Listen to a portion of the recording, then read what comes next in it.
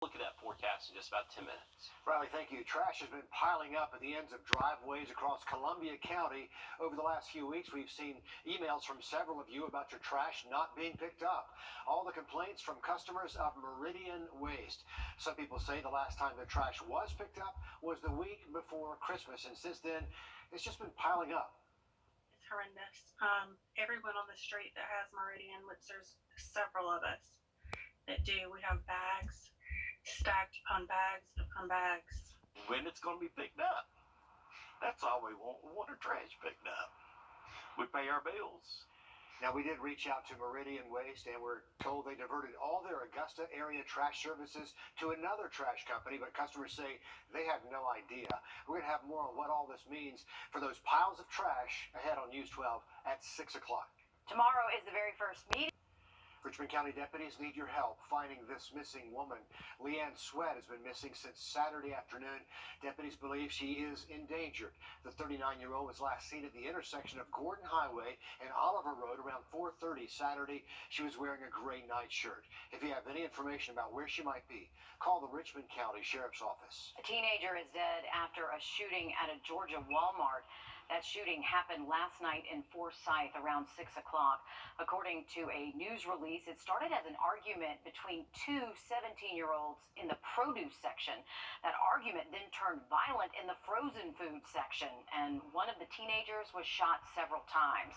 The alleged shooter is in custody now. The sheriff says there are no threats to the public, and the investigation is being turned over to the Georgia Bureau of Investigations. The first earthquake of the year in South Carolina recorded today. The U.S. Geological Survey says the newest quake was felt in Elgin, South Carolina, just before 6 in the morning. It's not the first earthquake to happen in that area recently. In fact, they've seen 8 of them in the last week. None of the earthquakes have been over a magnitude of 3.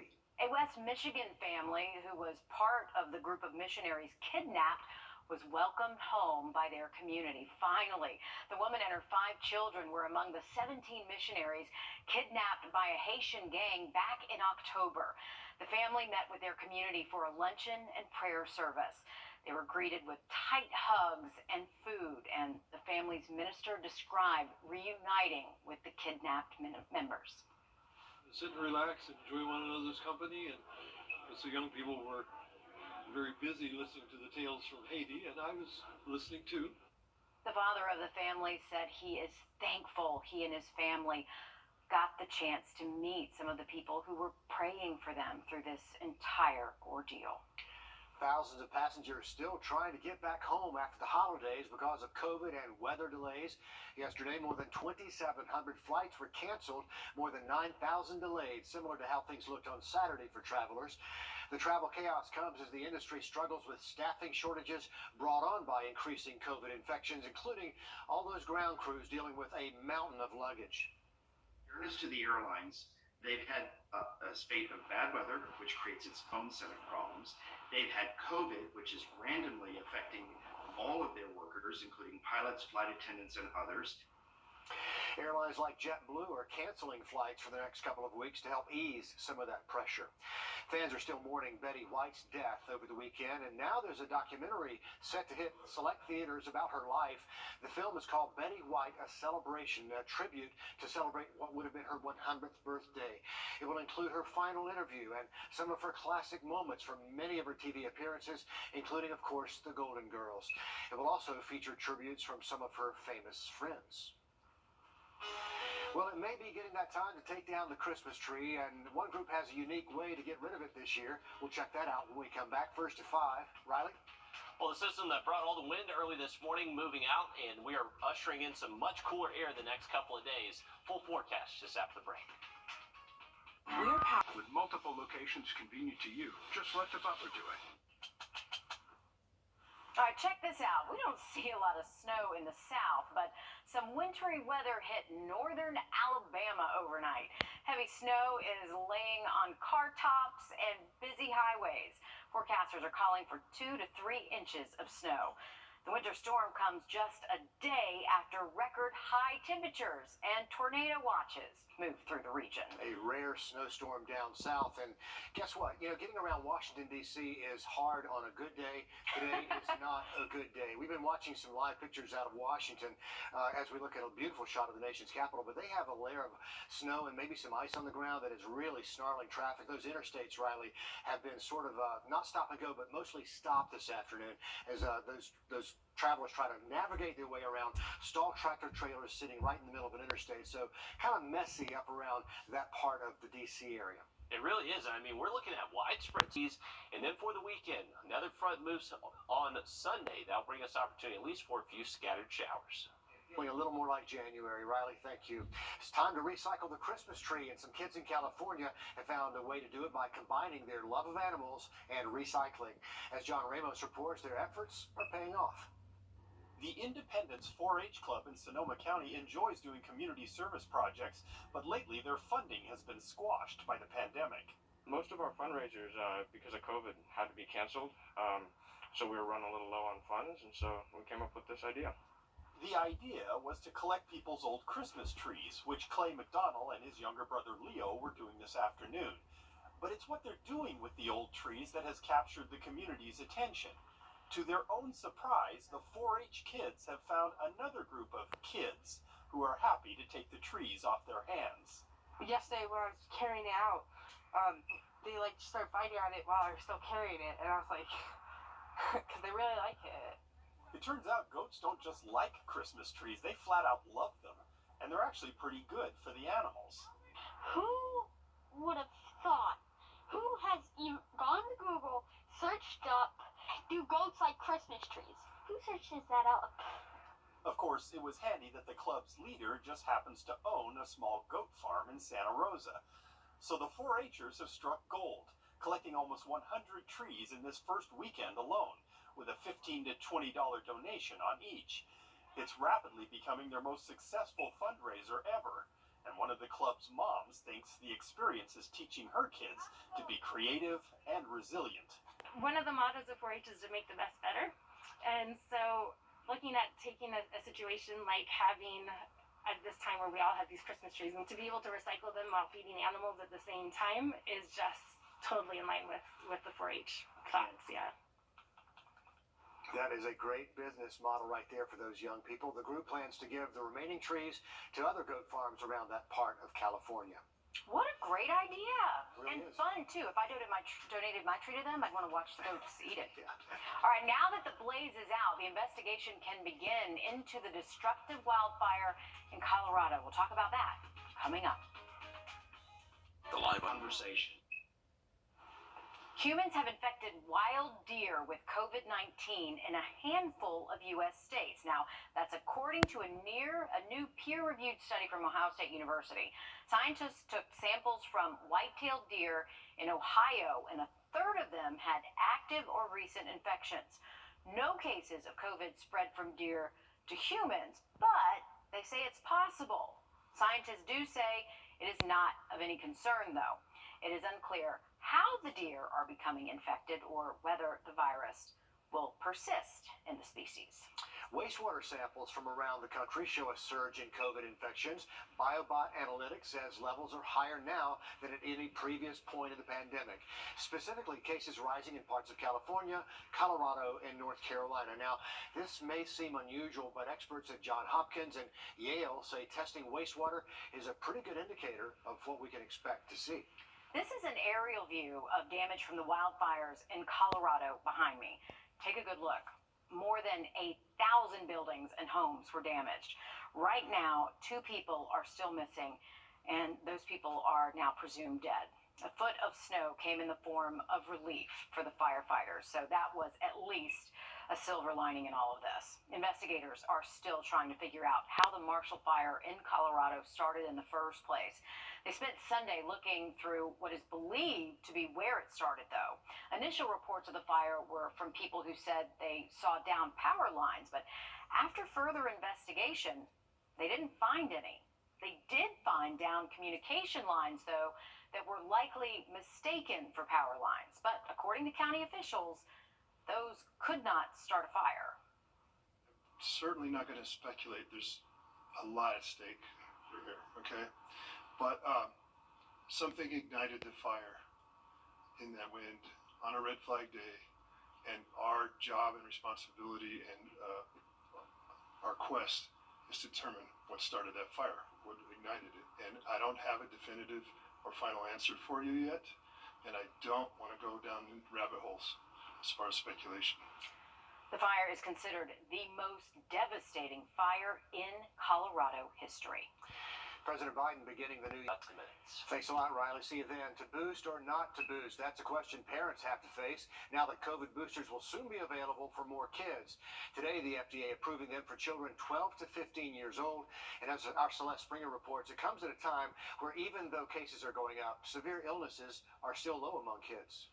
It's time for kids to return to class after winter break. But as they go back to school, is it time to head out to the booster clinic as well? One of the biggest arguments for getting a teenager or even a child vaccinated is to protect those that they are around. We know that the kids can be a vector for this disease, and in fact, the fact that they do well allows them to spread it more easily. The latest data from the American Association of Pediatrics shows kids made up 20% of new weekly reported cases, though severity of those cases remains low. Doctors hope teenagers will get a boost to help protect their teachers or family. The Delta variant is still out there, and it's still making people sick, and it's still causing hospitalizations and death. Hospitalizations are high among those who never got the shot. Over at University Hospital, 75% of people hospitalized with the disease are unvaxxed. And though there are some breakthrough cases, those recently boosted are tending to have very minimal symptoms or no symptoms whatsoever. So for the kids who might just get a runny nose, I think what parents really need to be doing is not sending their kids to school when they are sick. Doctors hope you'll be mindful of how your child's health can also impact the health of others. Celeste Springer, on your side. And AU wants to send out another reminder that if you need a COVID test, do not go to the emergency room. Instead, get a test at any of our local pharmacies or designated hospital testing sites. And we have a list of where to get your test on our website. Today, Georgia's Department of Health announced a close call for this North Augusta neighborhood after storms overnight uprooted this massive tree. Now, this is right off of West Woodlawn Avenue. As our Will Volk reports, these neighbors got lucky. The tree landed where it did. Me and my wife were in bed at the time. All of a sudden, we heard a loud noise. Instead of waking up to his alarm clock, Tom Pierce woke up to this. The wind knocked down his 80-foot pine tree, but instead of falling into his home or someone else's, it fell into the street. I'm happy nobody got hurt, and I'm glad that the power company got here as fast as they did. Crews got to work clearing the tree a few hours after it fell. They had to be careful because it fell on the power line. With his power still out, Pierce looked on. I think they are doing a fantastic job, but we couldn't make any coffee this morning. While his coffee had to wait until another day, Pierce is just happy this wasn't worse than it could have been. I am very happy because my wife's Corvette did not get hurt, because she would have really been upset. But she won't be upset. The Corvette is okay. And so is everyone else. In North Augusta, Will Volk, on your side. A massive pine tree and a close call for a Corvette, but it wasn't just North Augusta. Check out this. This is off William Few and Washington Road in Evans. Big uprooted tree there taking down some power lines. All in all, a rough start to the work week as we check in with First Alert Chief Meteorologist Riley Hale. And Riley, that was some wind speed we had early this morning. It really was a very powerful system, and it was somewhat of a weird system for us. We had that risk for severe weather with the main line of storms. Luckily, that didn't play out for us, but all the really strong winds that we saw from this was actually behind that line of thunderstorms. So it was non-thunderstorm wind damage, but a very tight pressure gradient, a very strong system. So you will likely need that jacket through most of the day. But that intense system that brought us all that wind early this morning, now well off the mid-Atlantic coastline, high pressure is moving in. Take a look at how that affects our weather in just about 10 minutes. Schools in Warren County extending their Christmas break as COVID cases surge around the area. In an email, school officials say students will return to class on January 11th while they monitor the situation. This evening, the McDuffie County School System announced on Facebook they're doing the same thing. Both districts plan to return to in-person learning right now, plan to return to virtual learning right now instead of in-person learning. In many parts of the country, COVID once again spreading out of control. We know the number of new cases, hospitalizations, and deaths have all risen in the last week. And as Amy Bacchus reports, those numbers are expected to keep going up.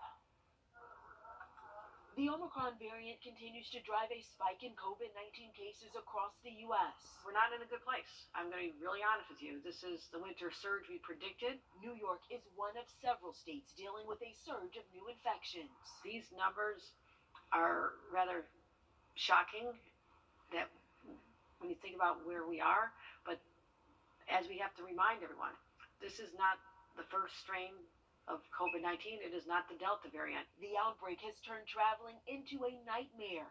Canceled flights piled up throughout the country with many workers either sick or in quarantine, and that was before a winter storm arrived. My flight got canceled 3 times already, and it was due to a lack of crewmates. Despite the surge, most of the nation's schools reopened for the New Year's first day of classes. So it's still a little scary, but at least he gets to not be stuck in the house all day. So that's another thing. On Monday, the FDA endorsed booster shots for children between 12 and 15 years old. The CDC could authorize the extra doses later this week. And today, the FDA also announced people eligible for the booster can now get the extra shot 5 months after that initial dosage. And the wait time has previously been 6 months, so they bumped that up a little sooner. Here in the Peach State, the Department of Public Health was unable to post the most recent COVID numbers because their system was overloaded with too much information, which is never a good sign. Friday, Georgia saw the highest number of new cases ever recorded. Also tonight, a federal judge says the indictment against an Atlanta area sheriff should not be thrown out. Former Clayton County Sheriff Victor Hill, accused of violating the civil rights of 5 people being held at his county jail. Prosecutors say he used excessive force when he ordered the men to be held in a restraint chair without justification. Hill's lawyers say he is not guilty of any crime. Governor Kemp suspended the sheriff after a recommendation from a task force that included Burke County Sheriff Alfonso Williams. We're learning more about the settlement between Jeffrey Epstein and a 5 or above on the Richter scale. These only registered between 1.7 and 3.3, just enough to barely feel something. Tributes have been pouring in for the late Betty White all weekend long. This one is over on Pine Log Road in Aiken, just across from Citizens Park. We know White was a legend in the world of acting, a career lasting longer than many people have been alive. And she died on New Year's Eve, just shy of 100 at the age of 99. She would have turned 100 on January 17th. But a true golden girl, a national treasure, and she will be missed. And maybe a few days past the start of 2022, but it's never too late to start planning for your New Year's resolution. Up next, what some people are hoping to get out of the new year. First, though, as we head for the break, a live look at St. Louis tonight and your winning lottery numbers.